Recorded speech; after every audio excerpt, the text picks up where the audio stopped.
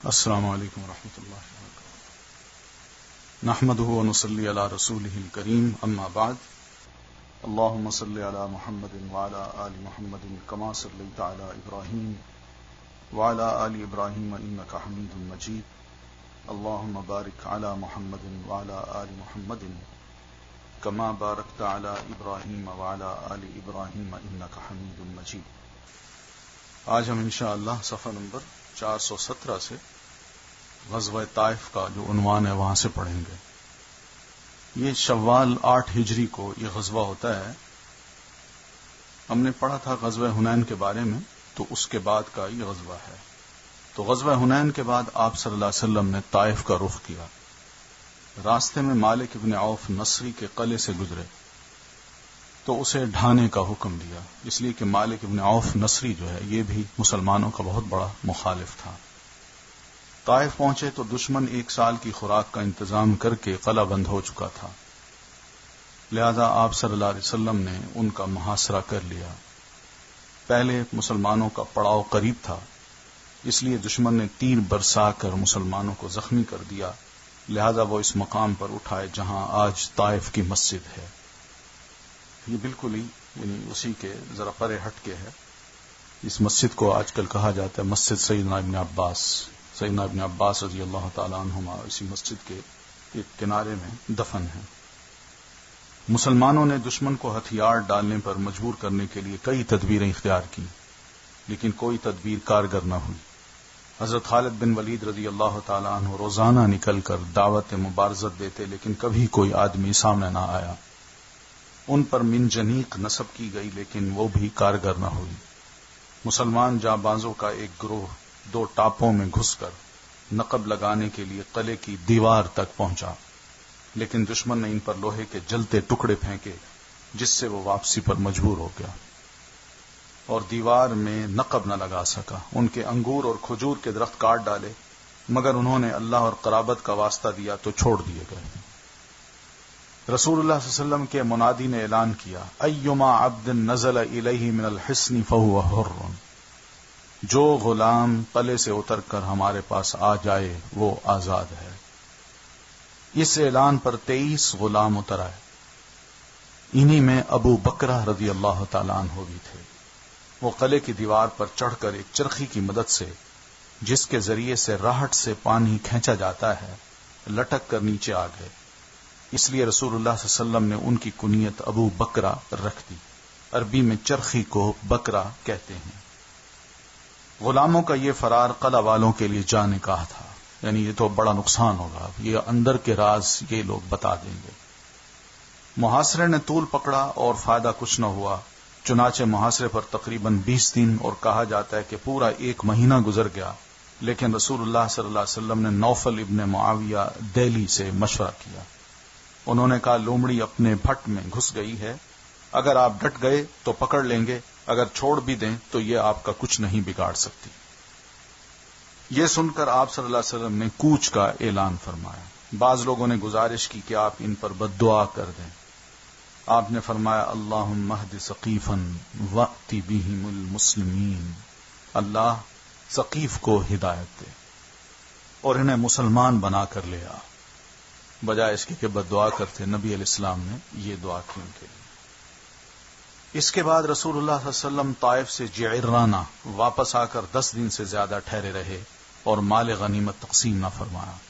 آپ کو انتظار تھا کہ حوازن توبہ کر کے آ جائیں گے اور اپنا مال اور قیدی واپس لے جائیں گے، لیکن جب کوئی نہ آیا تو آپ نے غنیمت سے خمس نکالا اور اسے تالیف قلب کے لیے کمزور اسلام والوں کو دے دیا، یعنی جو نئے نئے مسلمان ہوئے تھے، اور کچھ ایسے لوگوں کو بھی دیا جو ابھی تک مسلمان نہیں ہوئے تھے، تاکہ ان کی نظر میں بھی اسلام محبوب ہو جائے۔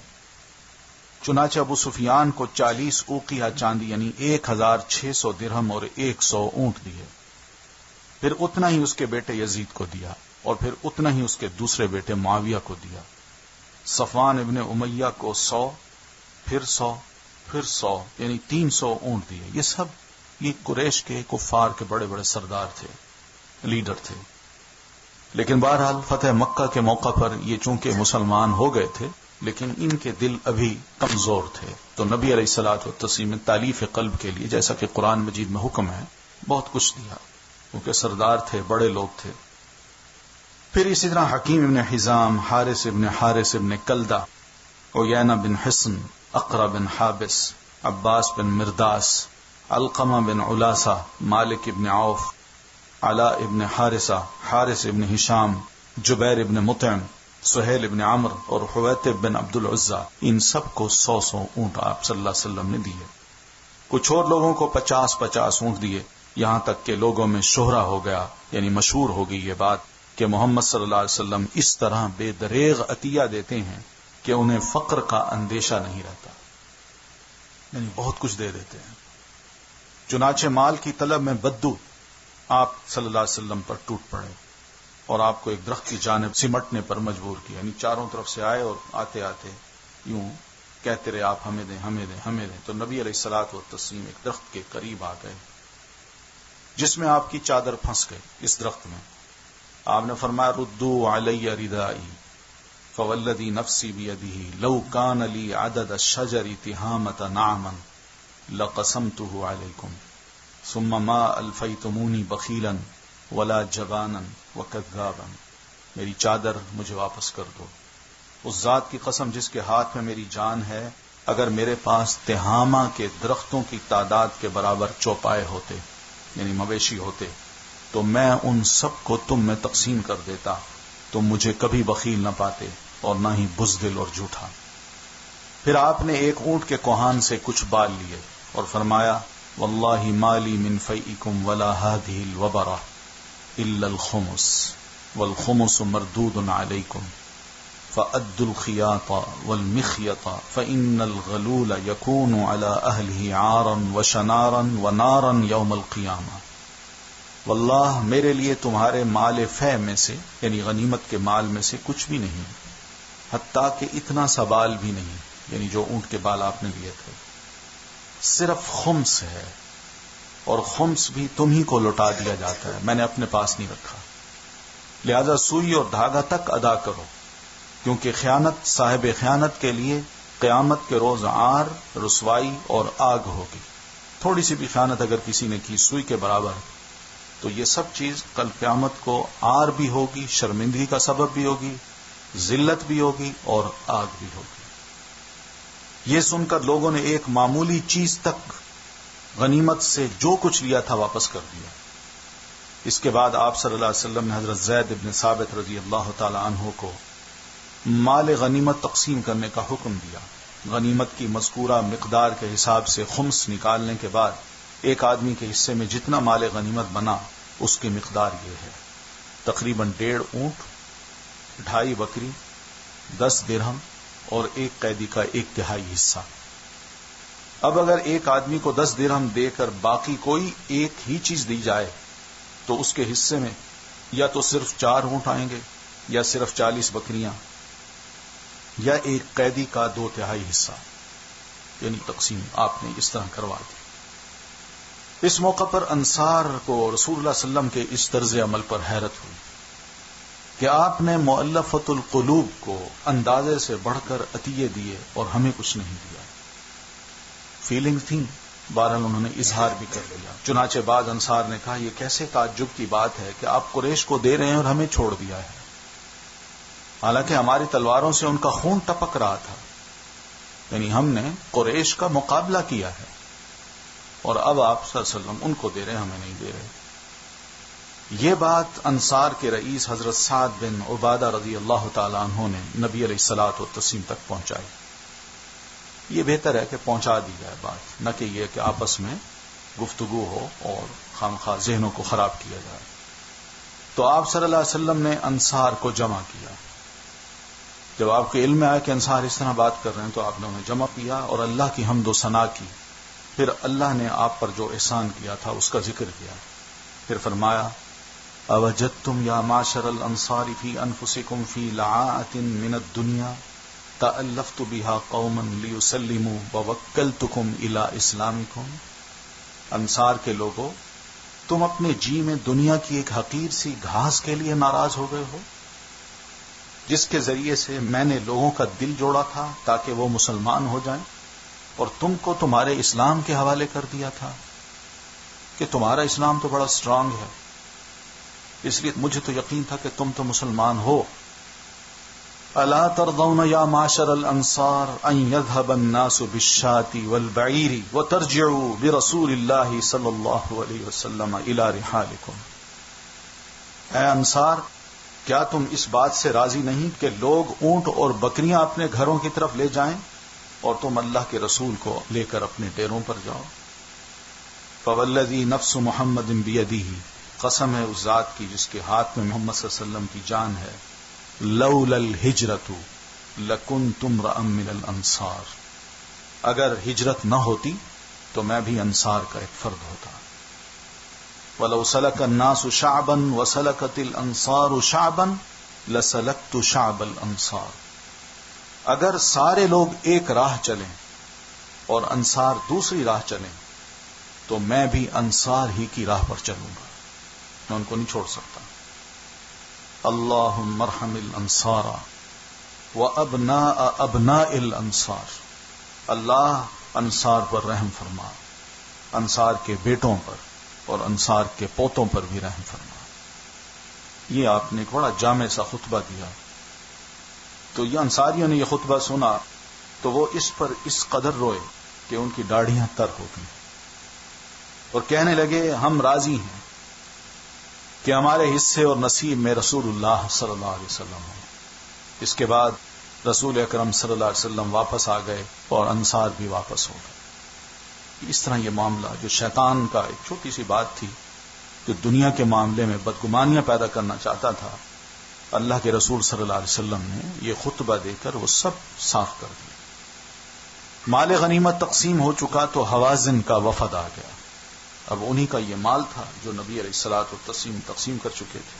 ان کا رئیس زہیر ابن سرد تھا، انہوں نے اسلام قبول کیا اور بیعت کی، پھر عرض پرداز ہوئے۔ اللہ کے رسول آپ نے جنہیں گرفتار کیا ہے ان میں مائیں ہیں، بہنیں ہیں، پھپھیاں ہیں، خالائیں ہیں، اور یہی قوموں کی رسوائی کا سبب ہوا کرتی ہیں۔ فمنن علینا رسول اللہ فی کرم فإنک المرء نرجوہ وتنتظر امن علی نسوة قد کنت ترضعها اذ فوک تملأہ من محضها الدرر۔ لہذا اللہ کے رسول آپ ہم پر احسان اور کرم فرمائیے، آپ ایسے آدمی ہیں کہ آپ سے امیدیں وابستہ ہیں اور آپ کے کرم کا انتظار ہے۔ آپ ان عورتوں پر احسان کیجئے جن کا آپ دودھ پیتے تھے، جب آپ کا منہ ان کے دودھ کے موتیوں سے بھر جاتا تھا۔ یعنی نبی علیہ الصلوۃ والتسلیم نے جو شیما یا سعدیہ، جو بنو سعد کا خاندان تھا، وہ سب اسی علاقے کا تھا۔ سعدیہ کی بیٹی شیما جو ہے یہ بھی گرفتار ہو کے ان میں شامل تھی، تو اسی کی طرف اشارہ ہے۔ تو آپ نے فرمایا ان معی من ترون وان احب الحدیث الی اصدقہ فاختاروا اما السبی واما المال، میرے ساتھ جو لوگ ہیں انہیں دیکھ ہی رہے ہو، یعنی یہ صحابہ، اور مجھے سچ سب سے زیادہ پسند ہے، لہذا قیدی اور مال ان دونوں میں سے کوئی ایک چیز تم چن لو۔ آپ نے بنو حوازن کو یہ جواب دیا کہ میں اپنے ساتھیوں کو بھی نہیں چھوڑ سکتا، اور جو بات تم نے کہی وہ بھی سچی ہے، اس میں بھی کوئی شک نہیں، لہذا اب دو چیزوں میں ایک چیز تمہارے لیے ہے، یا قیدی لے لو یا مال واپس لے لو۔ انہوں نے کہا ہمارے نزدیک خاندانی شرافت کے برابر کوئی چیز نہیں، ہماری عورتیں اور ہمارے بچے واپس کر دیجیے، اور ہم بکری اور اونٹ کے بارے میں کچھ نہیں بولیں گے۔ آپ نے فرمایا اذا صلیت الظہر فقوموا واظہروا اسلامکم وقولوا نحن اخوانکم فی الدین، جب میں نماز ظہر پڑھ لوں تو تم لوگ اٹھ جانا، کھڑے ہو جانا، اپنی اسلام کا اظہار کر دینا اور کہنا کہ ہم بھی آپ لوگوں کے دینی بھائی ہیں، یعنی تمام مسلمانوں سے کہنا۔ ثم قولوا انا نستشفع برسول اللہ صلی اللہ علیہ وسلم الی المسلمین، پھر کہنا کہ ہم رسول اللہ صلی اللہ علیہ وسلم کو مسلمانوں کی جانب وبالمسلمین الی رسول اللہ، اور مسلمانوں کو رسول اللہ صلی اللہ علیہ وسلم کی جانب سفارشی بناتے ہیں کہ ان یرد الینا سبینا، کہ آپ ہمارے قیدی ہمیں واپس کر دیں۔ ان لوگوں نے ایسا ہی کیا، ظہر کی نماز کے بعد کھڑے ہو گئے اور پھر یہی لفظ کہے۔ جواب میں رسول اللہ صلی اللہ علیہ وسلم نے فرمایا، اما ما كان لي ولبني عبد المطلب فهو لكم وسأسأل الناس۔ سنو، میرا اور بنو عبد المطلب کا جو حصہ ہے، چاہے وہ مال ہے یا خواتین ہیں، وہ سب تمہارے لیے ہے، یعنی میں تمہیں واپس کر رہا ہوں اور میں ابھی لوگوں سے پوچھے لیتا ہوں۔ اس پر انصار اور مہاجرین نے کہا، جو ہمارا حصہ ہے وہ رسول اللہ صلی اللہ علیہ وسلم کے لیے ہے، یعنی ہم بھی آپ صلی اللہ علیہ وسلم کو دیتے ہیں۔ البتہ بعض بدو جو تھے، مثلا اقرا ابن حابس، عیینہ ابن حصن اور عباس ابن مرداس نے دینے سے انکار کیا۔ آپ صلی اللہ علیہ وسلم نے فرمایا، من طابت نفسه ان يرد فسبيل ذلك والا فليرد وله بكل فريضة 6 فرائض من اول ما يفيء الله الينا۔ جو بخوشی واپس کر دے، یعنی سب کچھ، تو بہت اچھی راہ ہے، ورنہ واپس تو بہرحال کر دے، اور آئندہ جو سب سے پہلے مال فے حاصل ہوگا اس سے ہم اس کو 1 حصے کے بدلے 6 حصے دیں گے۔ اس کے بعد عیینہ ابن حصن کے علاوہ سارے لوگوں نے بخوشی سب کچھ واپس کر دیا، حتیٰ کہ ابو سفیان نے بھی، ان کے دونوں بیٹے معاویہ اور یزید نے بھی واپس کر دیا، اور نبی صلی اللہ علیہ وسلم نے سارے قیدیوں کو ایک ایک قبطی چادر عطا فرمائی، اپنی طرف سے بھی دے دی۔ قیدی واپس کرنے کے بعد اب ایک آدمی کے حصے میں یا تو صرف 2 اونٹ آتے تھے یا 20 بکریاں۔ اس طرح یہ مسئلہ بھی حل ہو گیا۔ مال غنیمت کی تقسیم سے فارغ ہو کر رسول اللہ صلی اللہ علیہ وسلم نے عمرے کا احرام باندھا، یہی عمرہ جعرانہ کہلاتا ہے، اور عمرے سے فارغ ہو کر مدینہ واپسی کی راہ لی، اور ذیقعدہ کے 6 دن یا 3 دن باقی تھے کہ آپ مدینہ پہنچ گئے۔ پھر محرم 9 ہجری میں مدینہ میں خبر پہنچی کہ بنو تمیم قبائل کو جزیہ نہ دینے پر اکسا رہے ہیں۔ رسول اللہ صلی اللہ علیہ وسلم نے عیینہ بن حصن فزاری کی قیادت میں 50 سواروں کا ایک دستہ بھیجا۔ انہوں نے صحرا میں حملہ کر کے ان کے 11 آدمی کی عورتیں اور بچے گرفتار کر لیے اور انہیں مدینہ لے آئے۔ اس کے بعد بنو تمیم کے 10 سردار آئے اور مقابلہ خطابت و شاعری کی خواہش کی کہ ہم خطابت کا مقابلہ کرنا چاہتے ہیں آپ کے لوگوں سے، اور ہمارے پاس شعراء بھی ہیں، اگر آپ کے پاس بھی شعراء ہیں تو ان کو بھی ذرا مسجد میں بٹھائیے، یہ سارا کام کرتے ہیں۔ چنانچہ ان کے خطیب عطارد ابن حاجب نے خطبہ دیا، جس کا جواب حضرت ثابت ابن قیس نے دیا۔ ثابت ابن قیس یہ انصار کے خطیب تھے، بہت زبردست قسم کے۔ پھر ان کے شاعر زبرقان ابن بدر نے اشعار پیش کیے، ان کے جواب میں حسان ابن ثابت رضی اللہ تعالی عنہ نے اپنے اشعار پیش کیے۔ انہوں نے اسلام کے خطیب اور شاعر کی فضیلت کا اعتراف کیا، یعنی جتنے بھی بنو تمیمی تھے انہوں نے محسوس کیا کہ واقعی مسلمانوں کا جو خطیب ہے ثابت ابن قیس، ان کی خطابت میں واقعی جہاں جوش تھا، الفاظ تھے، وہاں اثر بھی تھا۔ اور اسی طرح حسان ابن ثابت کی جو شاعری ہے اس میں بھی اسلام کا رنگ نمایاں ہے، اس سے ہم بڑے متاثر ہوئے ہیں اور وہ مسلمان ہو گئے۔ بعض اوقات شاعری بھی بڑا فائدہ دیتی ہے، خطابت بھی بڑا فائدہ دیتی ہے۔ تو رسول اللہ صلی اللہ علیہ وسلم نے ان کے قیدی واپس کر دیے اور انہیں بہترین تحائف سے نوازا۔ اب یہ باتیں ہیں، دیکھتے جائیے کہ الزام ہے نبی علیہ السلام پر کہ آپ نے بڑا کچھ لوٹا ہے اور بہت کچھ چھینا ہے، لوگوں کو قیدی بنایا ہے، جبکہ مقصد آپ کا یہ نہیں تھا۔ مقصد کیا نظر آتا ہے کہ لوگ مسلمان ہو جائیں اور اس کے بعد آزاد ہیں۔ ربیع الاول 9 ہجری میں رسول اللہ صلی اللہ علیہ وسلم نے حضرت علی بن ابی طالب کی سرکردگی میں 100 اونٹ اور 50 گھوڑوں سمیت 150 آدمیوں کا ایک دستہ بنو طے کا فلس نامی بت ڈھانے کے لیے روانہ کیا۔ حضرت علی رضی اللہ تعالیٰ عنہ کے ہاتھ میں کالا پرچم اور سفید جھنڈی تھی۔ انہوں نے جود و کرم میں شہرت یافتہ حاتم طائی کے محلے پر چھاپا مارا۔ یہ بنو طئی محلہ تھا اور اسی میں یہ فلس نام کا بت جو ہے نصب تھا۔ اونٹ بکریاں ہاتھ آئیں، عورتوں اور بچوں کو قید کیا۔ قیدیوں میں حاتم طائی کی صاحبزادی صفانہ بھی تھی۔ وہ جب مدینہ لائی گئیں تو رسول اللہ صلی اللہ علیہ وسلم نے انہیں عذرائے احسان بلا فدیہ چھوڑ دیا کہ حاتم طائی کی بیٹی ہے، کہیں یہ نہ سوچے کہ میرے والد سے بڑھ کر کوئی سخی انسان نہیں ہے۔ وہ جب مدینہ لائی گئیں تو رسول اللہ صلی اللہ علیہ وسلم نے انہیں عذرائے احسان بلا فدیہ، بغیر فدیہ لیے چھوڑ دیا، اور ان کا اکرام کرتے انہیں سواری بھی دی۔ وہ ملک شام گئیں جہاں ان کے بھائی عدی بن حاتم بھاگے ہوئے تھے، وہ بھاگ کے چلے گئے تھے، نکل گئے تھے۔ موصوفہ نے ان سے رسول اللہ صلی اللہ علیہ وسلم کے بارے میں کہا، صفانہ نے، کہ آپ نے ایسا کام کیا ہے کہ تمہارا باپ بھی ویسا نہیں کر سکتا تھا، لہذا ان کے پاس رغبت یا خوف کے ساتھ جاؤ، شوق کر کے جاؤ کہ واقعی اللہ کے رسول ہیں، میرے والد سے زیادہ سخی انسان ثابت ہوں گے۔ اس لیے چنانچہ عدی کسی امان یا تحریر کے بغیر واپس آ گئے، اور جب رسول اللہ صلی اللہ علیہ وسلم سے گفتگو کی تو اسی وقت مسلمان ہوئے۔ نبی علیہ الصلاۃ والتسلیم عدی کو یعنی مسجد سے باقاعدہ اپنے گھر لائے، اسلام پیش نہیں کیا، گھر لائے۔ گھر لا کے تو وہ یہ سمجھتے تھے کہ اللہ کے رسول ہیں، بہت بڑا کوئی محل ہوگا اور اس میں کوئی نوکر چاکر ہوں گے، جیسے بڑے بڑے لوگوں کا حال ہوتا ہے، اور آپ کے گھر میں بہت اچھا فرنیچر ہوگا۔ لیکن جب وہ کمرے میں داخل ہوا تو عدی بن حاتم نے دیکھا کہ بالکل ایک چھوٹا سا روم ہے، اور یہ نبی علیہ الصلاۃ والتسلیم کا گھر ہے۔ آپ صلی اللہ علیہ وسلم نے چادر لے کے باقاعدہ نیچے بچھائی اور عدی بن حاتم کو اس کے اوپر بٹھایا، اور خود آپ قریب بیٹھے، چادر پہ اس کو بچھایا۔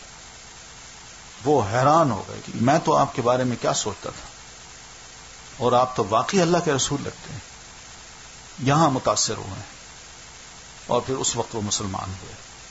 وہ رسول اللہ صلی اللہ علیہ وسلم کے پاس بیٹھے ہوئے تھے کہ ایک آدمی نے آ کر فاقے کی شکایت کی کہ بڑی بھوک ہے، بہت عرصہ ہو گیا، کھانے کو کچھ نہیں ملا، آپ کچھ مدد کر سکیں۔ پھر ایک دوسرے آدمی نے آ کر راہزنی کی شکایت کی اور کہا کہ میں لٹ گیا۔ تو آپ نے فرمایا، یا عدی ہل رأیت الحیرۃ، عدی تم نے ہیرا دیکھا ہے؟ یعنی ہیرا یہ یمن کا بالکل دور دراز کا علاقہ ہے۔ پھر فرمایا، فلا ان طالت بک حیات، سنو اگر تمہاری زندگی دراز ہوئی عدی تو تم دیکھو گے کہ فلا ترین الضعینۃ ترتحل من الحیرۃ حتی تطوف بالکعبۃ، کہ تم ضرور دیکھو گے کہ ہودج نشین خاتون ہیرا سے چل کر آئے گی، اکیلی خانہ کعبہ کا طواف کرے گی، لا تخاف احدا الا اللہ، اور اسے اللہ کے سوا کسی کا خوف نہ ہوگا۔ آج لوگ شکایت کر رہے ہیں نا کہ ڈاکے پڑ رہے ہیں، چور ہیں بیچ میں، راہزنی ہوتی ہے، یا فقر ہے، فاقہ ہے، کچھ نہیں مل رہا۔ عدی تم ہیرا جانتے ہو نا، وہاں سے لے کر یہاں تک کعبہ تک ایک خاتون اکیلی آئے گی، اونٹ کے کجاوے میں بیٹھ کے، اور آ کے خانہ کعبہ کا طواف کرے گی، اور اسے اللہ کے سوا کسی کا خوف نہیں ہوگا۔ نہیں، اتنا پرامن علاقہ ہوگا یہ۔ وَلَئِن طَالَتْ بِكَ حَيَاتٌ لَتَفْتَحَنَّ كُنُوزَ كِسْرَى، اور اگر تمہاری زندگی دراز ہوئی تو وقت آئے گا کہ تم کسرا کے خزانے فتح کرو گے۔ تم، یہ آپ ان کو فرما رہے ہیں جو عدی بن حاتم ہیں اور اپنے قبیلہ بنو طی کے سردار ہیں، جن کے وہم و گمان میں بھی یہ بات نہیں آ سکتی کہ کیا واقعی کسرا اس کے علاقے یا اس کا محل میں فتح کروں گا۔ پھر آپ فرماتے ہیں، وَلَئِن طَالَتْ بِكَ حَيَاتٌ لَتَرَيَنَّ الرَّجُلَ يَخْرُجُ مِلْءَ كَفِّهِ مِنْ ذَهَبٍ أَوْ فِضَّةٍ يَطْلُبُ مَنْ يَقْبَلُهُ فَلَا يَجِدُ أَحَدًا يَقْبَلُهُ مِنْهُ۔ عدی اگر اللہ نے تمہیں زندگی اور دی تو تم دیکھو گے کہ ایک وقت آئے گا کہ آدمی ہتھیلی بھر سونا چاندی لے کر گھر سے نکلے گا کہ میں اس کی زکوٰۃ ادا کر دوں یا کسی کو صدقہ کر دوں، اور وہ ایسے آدمی کو معاشرے میں، سوسائٹی میں تلاش کرتا پھرے گا جو اس کو قبول کر لے، مگر کوئی قبول کرنے والا اسے نہیں ملے گا۔ اتنی دولت آ جائے گی۔ یا آپ نے سیدنا عدی رضی اللہ تعالیٰ عنہ کو یہ باتیں پہلے ہی فرما دی، مسلمان ہوتے ہی انہوں نے یہ باتیں سنی۔ اب حضرت عدی ہیں، وہ فرماتے ہیں کہ میں نے خود ہودج نشین عورت کو نکلتے دیکھا کہ ہیرا سے وہ نکلی ہے، خانہ کعبہ آئی ہے اکیلی، راستہ اتنا پر امن تھا کہ واقعی اس کو اللہ کے سوا کسی اور کا خوف نہیں تھا، اور کسرا کی فتح میں خود وہ موجود تھے، یعنی ایران کی لڑائی جو ہوئی ہے، جنگ قادسیہ، اس میں موجود تھے، اور کسرا کا جو محل تھا اس کے کھولتے وقت اندر جو مسلمان داخل ہوئے ہیں ان میں عدی بن حاتم بھی تھے۔ بنو تمیم کی تادیب اور بنو طی کے بت کی تباہی دو اہم علاقے تھے. یعنی ایک تو بنو تمیم کو سکھانا تھا کہ بڑے راہزن لوگ ہیں، اور واقعی راہزن تھے. اس لیے تو وہ شخص جب آیا تو اتفاق سے آگے بنو تمیم کے سردار ہی بیٹھے تھے، عدی بن حاتم. اور بنو طی کے بت کی تباہی، یہ دو اہم کام تھے جو نبی علیہ الصلوۃ والتسلیم نے سیدنا علی رضی اللہ تعالیٰ عنہ کو دے کے بھیجا تھا. پھر جو فتح مکہ اور غزوہ حنین کے بعد پیش آئے، ان کے علاوہ اس دوران بعض چھوٹے چھوٹے واقعات بھی پیش آئے، لیکن مسلمانوں اور بت پرستوں میں جو محاذ آرائی چلی آ رہی تھی وہ فتح مکہ کے بعد عمومی طور پر ختم ہو گئی، اور قریب تھا کہ مسلمان جنگوں کی مشقت سے چھٹکارا پائیں.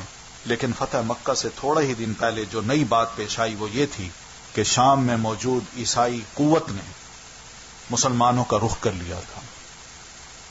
یعنی وہ اپنی فوجیں تیار کر کے مسلمانوں کی طرف آ رہے تھے، موتا کی طرف، جس کے نتیجے میں مارکہ موتا پیش آیا تھا. چنانچہ اہل فارس کے خلاف مسلسل کامیابی کی وجہ سے اس قوت میں حد درجہ تکبر آ چکا تھا. یعنی انہوں نے جو دوسری سپر پاور تھی، یہ کسرا کی، فارس کی، پرشین پاور جو تھی، اس کو مسلسل شکست بھی دی اور خود کامیاب ہوتے رہے. تو ان کے دماغوں میں ایک غرور چا آ گیا تھا کہ اب ہم ہر ایک کو مغلوب کر سکتے ہیں. اس لیے انہوں نے مسلمانوں کے ساتھ خون ریز ٹکراؤ کا دروازہ کھول دیا، جس کے نتیجے میں نبی علیہ الصلوۃ والتسلیم کی حیات مبارکہ میں غزوہ تبوک پیش آیا، اور آپ کے بعد خلافت راشدہ کے دور میں شام کی فتوحات ہوئیں.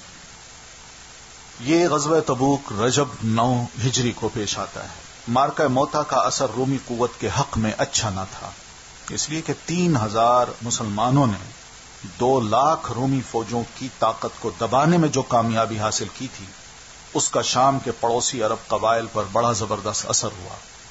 اور اب یہ قبائل آزادی اور خود مختاری کے خواب دیکھ رہے تھے، کیونکہ وہ شکست کھا گئے تھے. اب عرب جو تھے شام کے دوسرے ارد گرد کے، انہوں نے سوچا کہ ٹھیک ہے، یہ اب ہم پر زیادہ حکومت نہیں کر سکتے، زیادہ طاقتور نہیں رہے، لہذا ہم اپنے آپ کو آزاد کرتے ہیں اور ان سے آزاد ہوتے ہیں.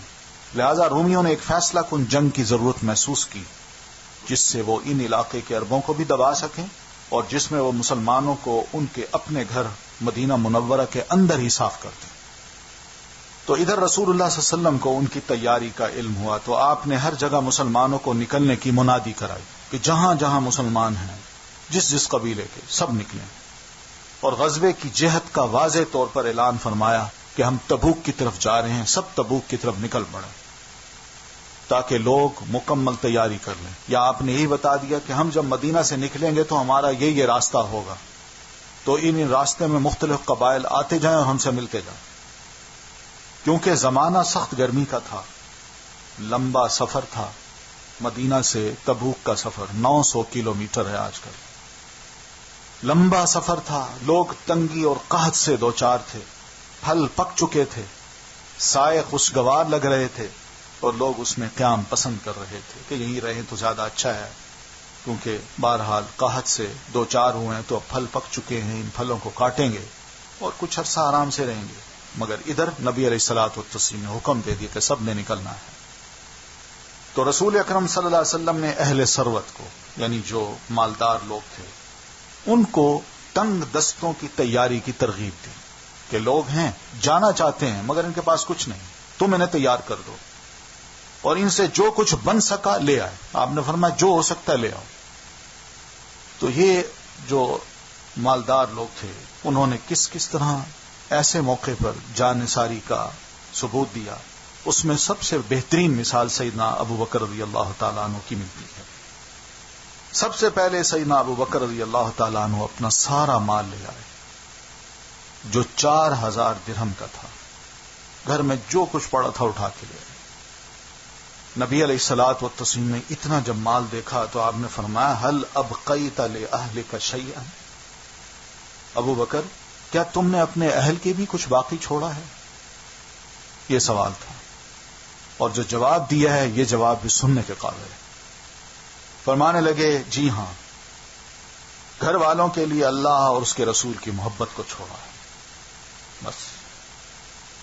پھر حضرت عمر بن خطاب رضی اللہ تعالیٰ عنہ بھی تشریف لائے، اور یہ روایات میں آتا ہے سیدنا عمر بن خطاب نے نبی علیہ الصلوۃ والتسلیم کی اس اپیل پر کہ یہ تنگ دست لوگ ہیں، ان کو تیار کرنا ہے، کچھ چاہیے. تو وہ اس نیت سے گھر گئے کہ ہر بار ابو بکر مجھ سے آگے بڑھ جاتے ہیں، لیکن اس بار میں ان سے آگے بڑھوں گا، میں پیچھے نہیں رہوں گا. تو گھر گئے تو سارا مال اکٹھا کیا، آدھا مال گھر والوں کے لیے چھوڑا اور آدھا مسجد میں لے آئے. نبی علیہ الصلوۃ والتسلیم نے پوچھا کہ عمر کیا چھوڑ آئے ہو گھر والوں کے لیے؟ تو انہوں نے کہا اللہ کے رسول آدھا حاضر ہے، آدھا گھر والوں کے لیے چھوڑ آیا. تو اتنی وہ بات کر چکے تھے کہ ابو بکر تشریف لائے اور یہی اوپر والی بات ہوئی. تو اس موقع پہ سیدنا عمر رضی اللہ تعالیٰ عنہ فرماتے ہیں کہ اللہ کی قسم میں اعتراف کرتا ہوں کہ میں ابو بکر کا مقابلہ نہیں کر سکتا. سیدنا عثمان ابن عفان نے، کہا جاتا ہے کہ اس موقع پر 10,000 دینار پالان اور کچاوے سمیت 300 اونٹ اور 50 گھوڑے بھی دیے. پالان خچر کے اوپر رکھا جاتا ہے اور کچاوے جو ہیں یہ اونٹ پہ رکھے جاتے ہیں. اور کہا جاتا ہے کہ انہوں نے 900 اونٹ اور 150 گھوڑے دیے. نبی صلی اللہ علیہ وسلم نے ان کی اس جانثاری پر یا ان کے اس طرح مال دینے پر ان کے بارے میں فرمایا سب کے سامنے، ما ضر عثمان ما عمل بعد اليوم، آج کے بعد عثمان جو کچھ بھی کریں انہیں کوئی نقصان نہیں ہوگا، کوئی تکلیف نہیں ہوگی. یعنی یہ تکلیف کا مطلب یہ ہے کہ انہیں انشاءاللہ جنت ان کے لیے لکھی ہوئی. حضرت عبد الرحمن بن عوف یہ بہت بڑے سرمایہ دار تھے. انہوں نے اس موقع پر 200 اوقیہ یعنی 8,000 درہم چاندی نبی علیہ السلام کی خدمت میں پیش کی. حضرت عباس رضی اللہ تعالی عنہ بھی بہت سا مال لے آئے. حضرت طلحہ، سعد ابن عبادہ، محمد ابن مسلمہ وغیرہ بھی مال لے کر آئے. حضرت عاصم ابن عدی 90 وسق یعنی 13,500 کلو کھجور لائے. باقی صحابہ نے بھی اپنی اپنی ہمت کے مطابق صدقات کی لائن لگا دی، یہاں تک کہ کسی نے 1 مد 2 مد صدقہ کیا. جو بھی ہو سکتا تھا وہ لے آئے. چونکہ وہ اس سے زیادہ کی طاقت نہیں رکھتے تھے، عورتوں نے اپنے زیورات تک بھیجے. تنگ دست صحابہ کرام جو آپ کے تھے آپ سے سواری طلب کرنے آئے. انہوں نے کہا اللہ کے رسول ہم جانا چاہتے ہیں، ہمیں سواری چاہیے. آپ نے فرمایا لا اجد ما احملکم علیہ، میں کچھ نہیں پاتا جس پر میں آپ لوگوں کو سوار کروں، یعنی کوئی سواری نہیں ہے. تو وہ اس حال میں واپس ہوئے کہ ان کی آنکھیں اس افسوس میں اشک بار تھیں کہ وہ خرچ کرنے کو کچھ نہ پا سکے. قرآن مجید میں اللہ نے ان کا ذکر کیا ہے. یہ محض کوئی آنسو بہانا ٹسوے بہانا نہیں تھا، بلکہ حقیقت میں وہ رو رہے تھے. اور اللہ تعالیٰ نے ان کی اس دلی کیفیت کو جانتے ہوئے قرآن مجید میں ان کا ذکر کیا کہ وَلَّوْا وَأَعْيُنُهُمْ تَفِيضُ مِنَ الدَّمْعِ، کہ جب آپ نے ان کو نہ کی تو وہ واپس ایسے موڑے ہیں کہ ان کی آنکھیں آنسو بہا رہی تھیں. چنانچہ انہیں حضرت عثمان اور حضرت عباس وغیرہ رضی اللہ تعالیٰ عنہ نے تیار کیا، پھر ان کو دے دیا. اس موقع پر منافقین نے چہ میں گوئی کی کہ دیکھیے یہ اس نے اتنا مال دیا ہے دکھاوے کے لیے. تو انہیں ریاکاری کے تانے دیے. جنہوں نے کم خرچ کیا ان کا مذاق اڑایا، اور رومیوں سے ٹکراؤ کی جرت پر رسول اللہ صلی اللہ علیہ وسلم کا بھی مذاق اڑایا. جب باز پرس ہوئی ان سے پوچھا کہ تم نے ایسی ایسی باتیں کہی ہیں، تو کہنے لگے ہم تو محض دل لگی کر رہے تھے، دل لگی کر رہے تھے. ادھر منافقین اور بدوی بناوٹی عذر لے کر آئے اور کہا اللہ کے رسول بڑی سخت گرمی ہے، بڑی تکلیف ہے، بڑی ذمہ داریاں ہیں، بہت سے کام ہیں، لہذا میں تو نہیں جا سکتا. اور نبی علیہ الصلوۃ والتسلیم ان کو رخصت دیتے جاتے تھے، ٹھیک ہے جاؤ کوئی بات نہیں. اور نبی صلی اللہ علیہ وسلم سے غزوے میں شرکت سے رخصت کی اجازت چاہیے، آپ نے اجازت دے دی کہ ٹھیک ہے تم نہ جاؤ. ان کے علاوہ بعض مسلمان محض سستی کی وجہ سے پیچھے بھی رہ گئے. تو بہرحال اس غزوے نے آخر میں تمام مسلمانوں اور منافقوں کو بالکل علیحدہ علیحدہ کر دیا. اس تیاری کے بعد رسول اکرم صلی اللہ علیہ وسلم نے مدینے کا انتظام محمد ابن مسلمہ کو سونپا. بال بچوں پر علی ابن ابی طالب کو نگران مقرر کیا. لشکر کا سب سے بڑا پرچم حضرت ابو بکر صدیق رضی اللہ تعالی عنہ کو دیا اور کئی لوگوں کو جھنڈے عطا فرمائے. چنانچہ مہاجرین کا جھنڈا حضرت زبیر ابن عوام کو دیا، اوس کا جھنڈا اسید ابن حزیر کو اور حضرت کا جھنڈا حباب ابن منذر کو. جمعرات کے دن مدینہ سے کوچ فرمایا. آپ کے ساتھ 30,000 کا لشکر تھا اور منزل مقصود تبوک تھی. سواری اور توشے کی سخت قلت تھی، یعنی ایک تو سواری نہیں تھی، لوگ پیدل چل رہے تھے. اکثر 30,000 لوگ ہوں اور چند سو اونٹ اور چند سو گھوڑے، اس سے اب اندازہ کیا جا سکتا ہے. اور پھر کھانا نہیں تھا، راستے میں فورسز کو دینے کے لیے کھانا بھی نہیں تھا. تو 18 آدمی ایک ہی اونٹ پر باری باری سوار ہوتے تھے. لوگوں نے درختوں کے پتے کھائے یہاں تک کہ ان کے ہونٹ سوج گئے. سواریوں کی قلت کے باوجود اونٹ ذبح کرنے پر مجبور ہوئے تاکہ ان کے معدے اور آنتوں کا پانی پی سکے. اس حد تک یعنی فقر تھا یا محتاجی تھی. لشکر تبوک کے راستے پر رواں دواں تھا کہ حضرت علی رضی اللہ تعالیٰ عنہ انہیں آ ملے. وہ منافقین کے طعنے برداشت نہ کر سکے اور نکل آئے، لیکن رسول اللہ صلی اللہ علیہ وسلم نے انہیں واپس کر دیا اور فرمایا: اما ترضى ان تكون منی بمنزلة ہارون من موسى الا انه لا نبی بعدی. کیا تم اس بات سے راضی نہیں ہو علی کہ مجھ سے تمہیں وہی نسبت ہو جو حضرت موسیٰ علیہ السلام سے حضرت ہارون کو تھی؟ البتہ میرے بعد کوئی نبی نہ ہوگا. یعنی جس طرح موسیٰ علیہ الصلوۃ والتسلیم اللہ تعالی سے ہم کلام ہونے کے لیے طور پہ تشریف لے گئے تھے اور پیچھے اپنے بھائی کو چھوڑ گئے تھے، اخلفنی ہارون، میرے بعد تم نے ان کا خیال کرنا ہے. بس اتنی بات ہے، تمہارا مقام یہ ہو جائے گا، لیکن یہ بات ذہن میں رکھنا میرے بعد کوئی نبی نہیں ہوگا، تم نبی نہیں بن سکتے. تو آپ نے بس اتنی بات ارشاد فرمائی، لیکن اس کا یہ مطلب نہیں تھا کہ آپ صلی اللہ علیہ وسلم کے بعد اب وہی خلیفہ ہوں گے کہ اس لفظ کو لے کے یہ بحث چھیڑ دی جائے. وہ تو پھر نبی علیہ السلام نے محمد ابن مسلمہ کو بھی بنایا تھا. حالانکہ محمد ابن مسلمہ جو ہے وہ حضرت علی رضی اللہ تعالیٰ عنہ کی بجائے مدینہ کے نگران وہی مقرر کیے گئے تھے، اور حضرت علی رضی اللہ تعالیٰ عنہ کو صرف خواتین کی نگرانی سونپی گئی تھی. تو صحابہ کرام رسول اللہ صلی اللہ علیہ وسلم کے ساتھ سمود کی سرزمین حجر میں اترے. اصحاب الحجر جو تھے، جن کا ذکر آتا ہے قرآن مجید کی سورہ حجر میں، اس کے کنویں سے پانی لیا اور آٹا گوندھا. آپ کو علم ہوا تو آپ نے حکم دیا کہ ان کے کنویں سے لیا ہوا پانی بہا دیں اور گوندھا ہوا آٹا جانوروں کو کھلا دیں، اور صرف اس کنویں سے پانی پئیں جس سے حضرت صالح علیہ السلام کی اونٹنی پانی پیا کرتی تھی. اور جب آپ سمود کے اس علاقے سے گزرے تو آپ نے یہ بھی فرمایا: لا تدخلوا مساکن الذین ظلموا انفسهم الا ان تکونوا باکین ان یصیبکم مثل ما اصابهم. ان ظالموں کے گھروں میں گریا کونا داخل ہونا، یعنی روتے روتے داخل ہونا ہے، مبادا کہیں ایسا نہ ہو کہ تم پر بھی وہی مصیبت آ پڑے جو اس قوم کے اوپر آ پڑی تھی. لہذا روتے روتے خدا خوفی کا مظاہرہ کرتے ہوئے یہاں سے گزرنا ہے.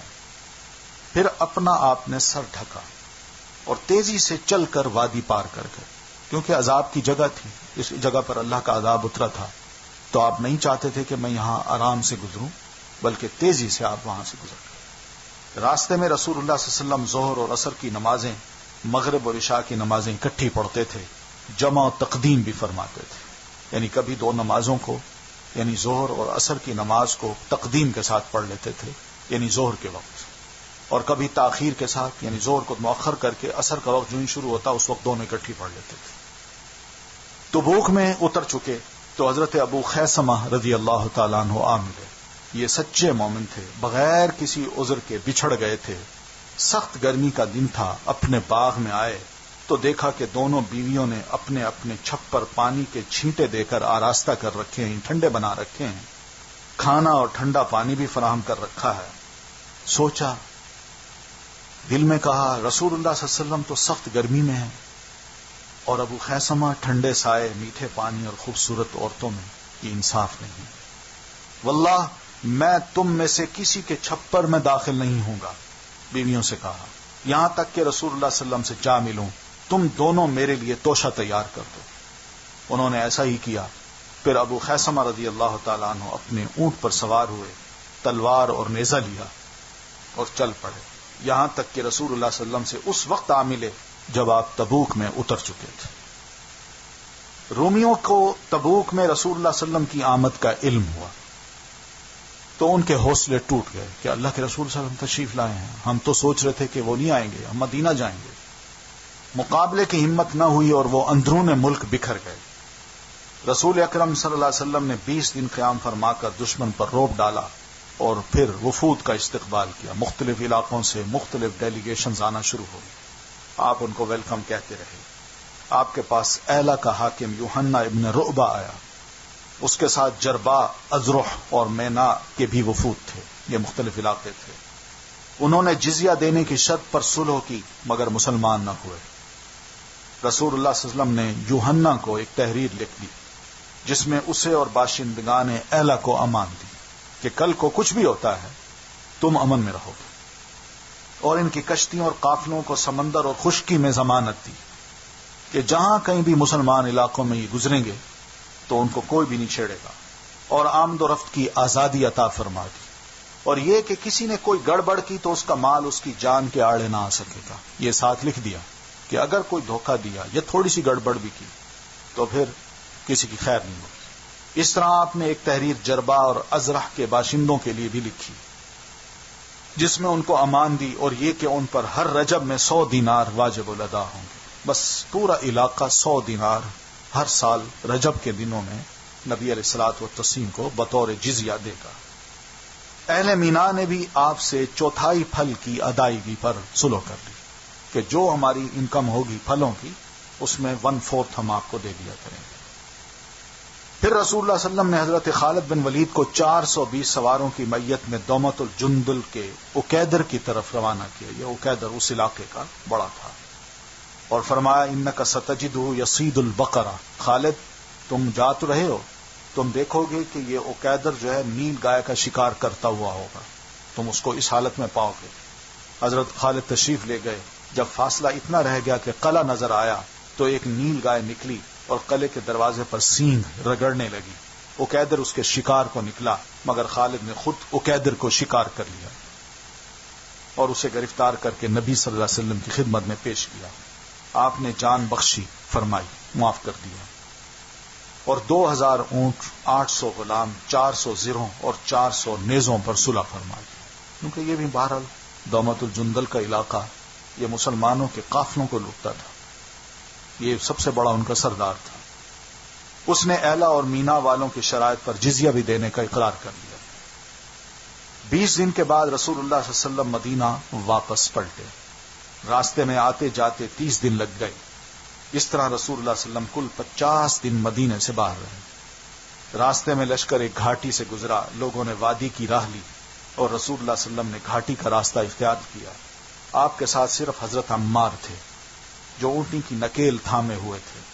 حضرت حذیفہ بن یمان بھی تھے جو اونٹنی کو ہانک رہے تھے۔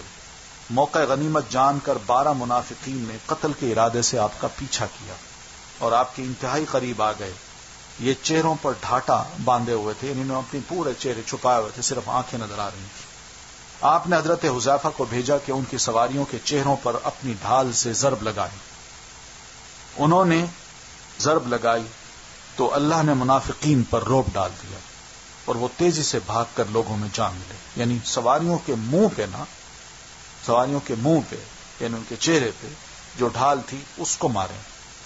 وہ جب لگتی تھی تو وہ جانور بدکتا اور کنٹرول میں نہ آیا، اس طرح وہ ڈر گئے کہ یہ معاملہ کیا ہو گیا، تو تیزی سے بھاگے اور واپس لوگوں میں آ کے ملے۔ رسول اللہ صلی اللہ علیہ وسلم نے حذیفہ کو ان کے نام بھی بتلا دیے اور ان کا ارادہ بھی۔ آپ نے فرمایا کہ یہ 12 بندے تھے، یہ ان کے نام ہیں اور یہ ان کا ارادہ تھا، صرف حضرت حذیفہ کو بتایا تھا۔ اور حذیفہ جو ہیں یہ نبی علیہ الصلوۃ والتسلیم کے رازدان تھے، آپ جو ان کو راز بتاتے تھے حذیفہ ہی صرف اس راز کو رکھتے تھے، کسی اور کے علم میں یہ بات نہیں ہوتی تھی۔ اور تمام صحابہ کو، حضرت ابوبکر صدیق ہوں، حضرت عمر ہوں اور بڑے بڑے صحابہ ہوں، سب کو یہ پتا تھا کہ حذیفہ کے پاس کچھ راز ایسے ہیں جو نبی علیہ الصلوۃ والتسلیم نے ان کو بتائے ہیں اور جن کا علم ہمیں آج تک نہیں ہے۔ چنانچہ انہیں رسول اللہ صلی اللہ علیہ وسلم کا رازدان کہا جانے لگا۔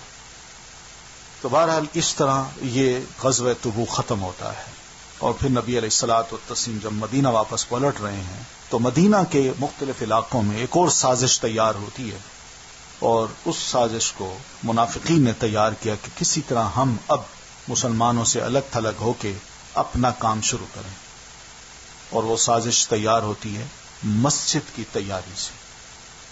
تو اس کا ذکر انشاءاللہ پھر ہوگا، یہیں تک اتفاق کرتے ہیں.